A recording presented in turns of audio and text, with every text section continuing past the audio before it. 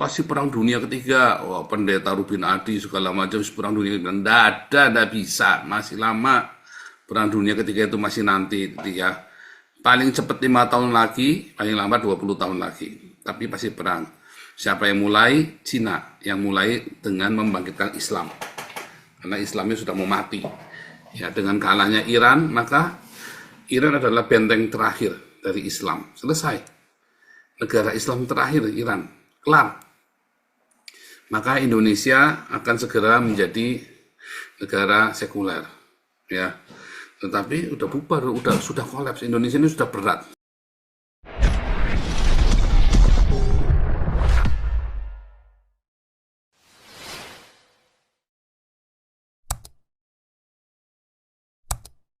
Karena Pancasila dan Undang-Undang Dasar itu orang harus langsung ditangkap. Tapi tidak ada negarawan bicara begitu. Karena negarawan ini di negara kita mau dia pangap, menahankam dan sebagainya, presiden, menteri, mereka sudah tersandra dengan kelompok-kelompok ini sehingga mereka tidak mampu mau menyampaikan itu kepada rakyat ini. Seandainya itu dilakukan, negara sudah aman lah. Ya, kalau pemerintah sudah begitu, negara akan jadi jalan aman, hukum akan berlaku benar-benar. Tapi kalau ini tidak, Pak, tetap negara kita satu kali masih ada muncul kerusuhan di negara kita. Masih Pak, jangan itu. Sekarang ini Pak bagaikan apa? Orang tadi saya bilang ada esensi yang tertidur, sleeper, yang tertidur itu. Yang akan menjadi apalagi dia akan meledak satu kali negara kita. Ya, itu kerusuhan itu. Ada beberapa pakar yang mudah-mudahan tidak akan terjadi lagi. Tetapi ini masih dirancangkan karena saya dengar aja apa Paul katakan, skenario negara lagi mengatur begitu. Pas waktu pemimpin dijatuhkan dalam bentuk apa, mereka akan menggunakan kerusuhan ini sebagai alat untuk menutupi kejahatan mereka. Itu kan ciri-ciri di Indonesia sederhana dibaca dari tahun 70-an 80-an, Pak. Bahwa eskalasi satu terjadi seperti ini, maka mereka timbulkan trigger di tempat lain bisa menutupi yang satu ini. Oleh sebab itu negara kita tidak selesai dengan persoalan-persoalannya. Nah, kita masuk ke substansi bicara Pancasila nggak bakal selesai. Karena tidak pernah selalu dibilang tumpul ke atas tajam tumpul tajam ke bawah, tumpul ke atas, kita sudah malas dengar itu lagi ya. Ya memang itu di negara kita susah gitu. Nah, ini saya mau sampaikan artinya dari sumber saya bilang tadi deduksi ke induksi ke dunia perang Iran membawakan agama masuk di negara kita tercuci dengan agama. Karena selalu kita sampaikan hampir 90% penduduk kita beragama Islam. Tetapi saya percaya ya, orang-orang Islam di Indonesia yang bukan Islam sudah banyak berpikir moderat dan liberal. Cara mereka berpikir sudah memang sudah sedikit cerdas ya. Yang menakutkan ini Pak, si pengajar-pengajar sesat ini Pak. Ya, si 3 tokoh ini masih ada 3 tokoh di Indonesia pengajar sesat luar biasa. Ya sebenarnya 4, yang satu sudah mendahului. Ya, tapi tinggal 3 orang ini yang harus dijaga oleh negara. Karena mereka lah sumber malapetaka lagi. Sel-sel ya.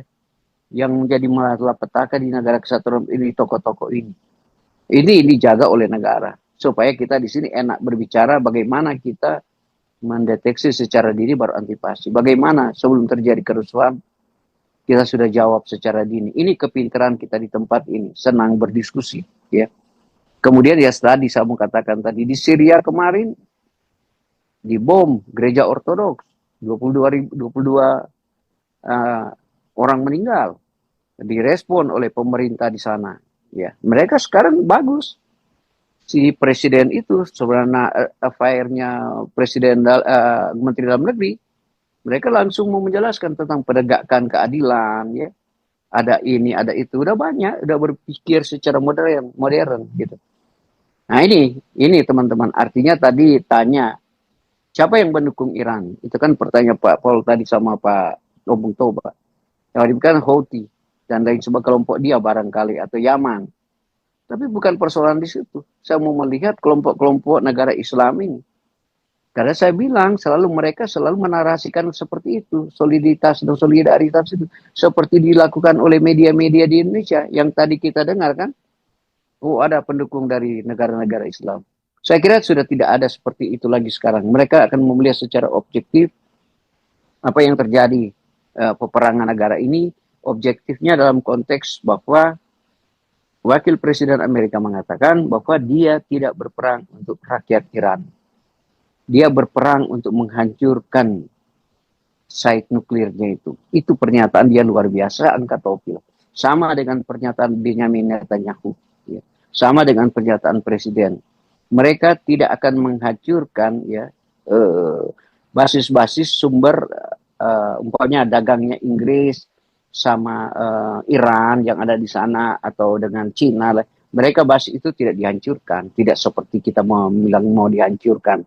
Kemudian kita tahu bahwa negara Iran ini terdiri dari beberapa state. Banyak di state-state lain mendukung sepenuhnya apa yang dilakukan oleh Amerika dan Israel. Itu yang saya dengar di berita. Bagaimana orang Iran, masyarakat Iran di beberapa state mendukung itu. Cuma persoalan sekarang, ya dikatakan oleh beberapa wartawan yang faktual dan fakta, wartawan asing tidak boleh masuk di Iran. Mereka kalau itu langsung ditambah dipenjarakan. Oleh sebab itu, setiap kali kita dengar pemberitaan yang dilansir oleh berita-berita di Indonesia diambil dari news-newsnya Iran. Nah, ini yang selalu disampaikan oleh setelah dibaca terakhir, oh kita kutip, kita lansir dari berita Iran. Bukan dari berita-berita yang objektif. Nah, barangkali ya itu selalu salah satu menutupi berita-berita bohong dari media Indonesia dengan mau mengatakan, oh saya kok cuma lansir dari news Iran.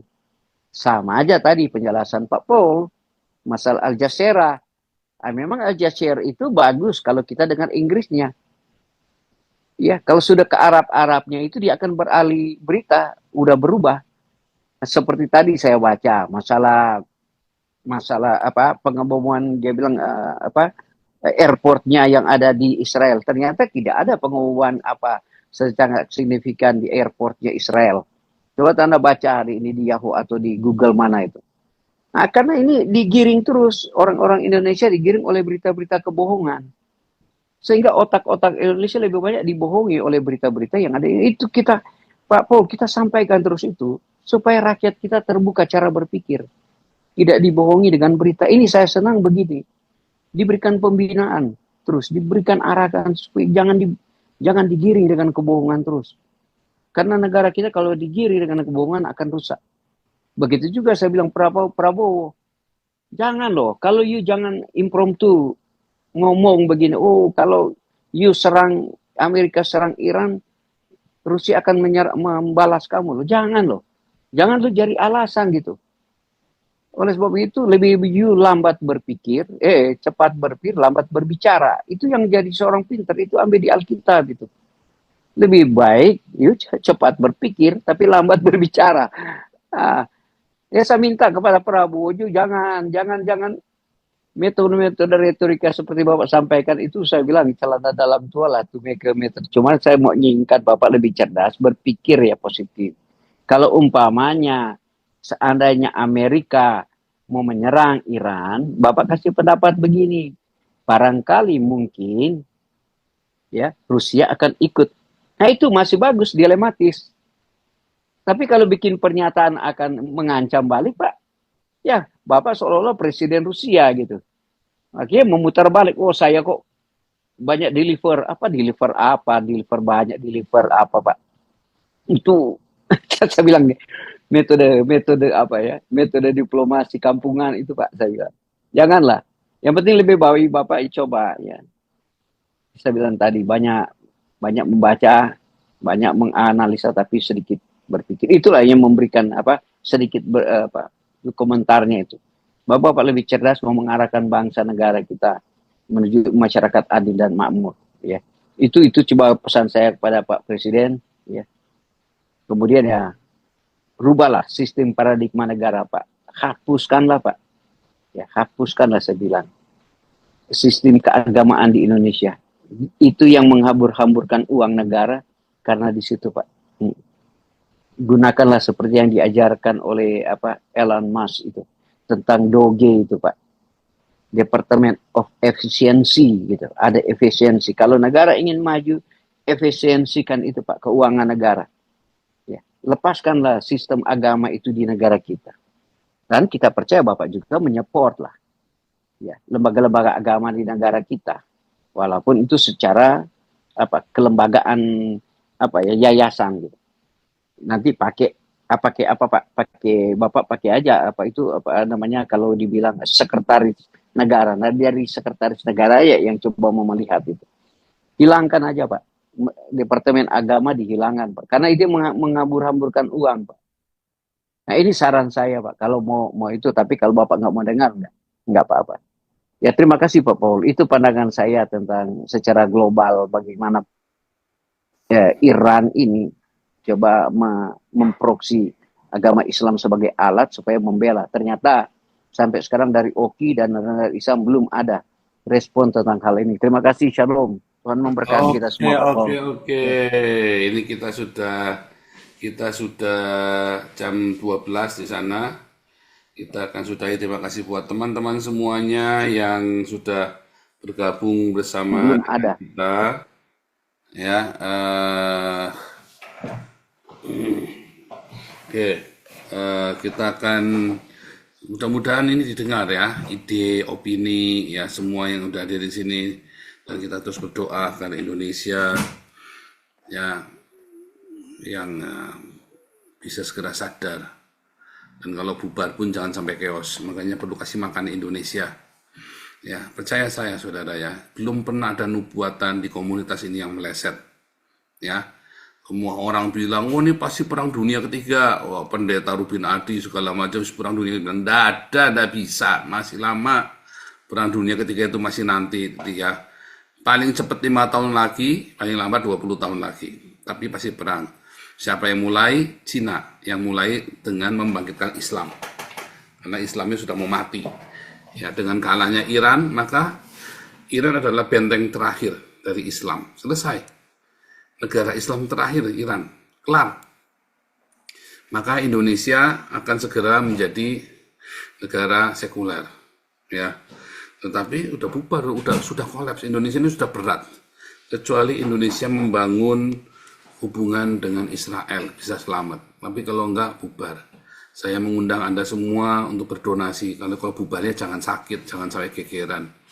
Tapi bubarnya bubar sendiri-sendiri, bubar jalan seperti kerajaan Roma, kekaisaran Roma kan bubar sendiri-sendiri itu kan, tanpa gegeran, ya kan? Kenapa? Karena di saat itu gereja memberi makan terus ya. Sama ya, kalau Indonesia yang raya ini mau bubar, biarlah Indonesia yang raya ini kasih makan supaya jangan chaos, supaya jangan rusuh, ya. Nah, ini tadi saya sudah dari multimedia sudah saya